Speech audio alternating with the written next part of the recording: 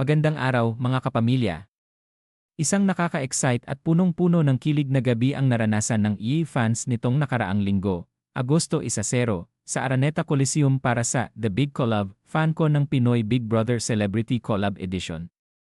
Mula umpisa hanggang huli, ramdam ang init ng sigawan, palakpakan, at saya ng mga manonood na sabik makita muli ang kanilang paboritong US ships sa iisang entablado. Unang sumalang sa stage ang tambalang AC Martinez at Ralph De Leon, o mas kilala sa tawag na as Ralph, na kinilig ang buong Araneta sa kanilang sweet rendition ng kantang Tibok. Sinundan ito ni Kira Ballinger at Josh Ford, o Kish, na naghatid ng dagdag romansa sa kanilang bersyon ng Aya. At para mas lalo pang pasayahin ang gabi, nagsama-sama ang dalawang pares para awitin ang Pagpuso ang Nagsabi, isang eksena na literal na nagpabuntong hininga sa mga fans, pero hindi pa doon natapos ang kilig.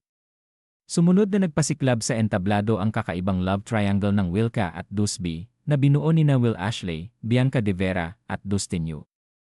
Sa pamamagitan ng mga kantang punong-puno ng emosyon, isinilbi nila sa audience ang isang masayang kwento ng complicated romance.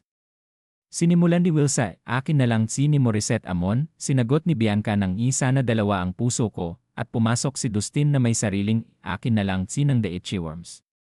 Para sa grand finale ng segment, binitawan ni Bianca ang nakakatuwang "Ang ganda ko" na nagdulot ng halakhakan at palakpakan mula sa mga nanonood, at akala ng lahat, tapos na ang sorpresa. Pero biglang sumulpot si Clarice de Guzman para magbigay aliw sa pamamagitan ng pag-reenact ng kanyang viral moment sa loob ng EA House.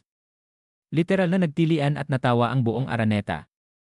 Sinundan ito ng masayang portion kung saan taos-pusong nagpasalamat sina Will, Bianca, at Dustin sa kanilang supporters. Nang tanungin si Bianca kung sino ang tunay na nagmamay-ari ng kanyang puso, imbes na pumili, nagpasabog siya ng bagong love team, Duswill. At ayon kay Bianca, sa puso niya parehong panalo, isang gabi ng kilig, musika, at saya ang The Big Collab, at siguradong mananatili itong trending sa puso ng bawat EA fan.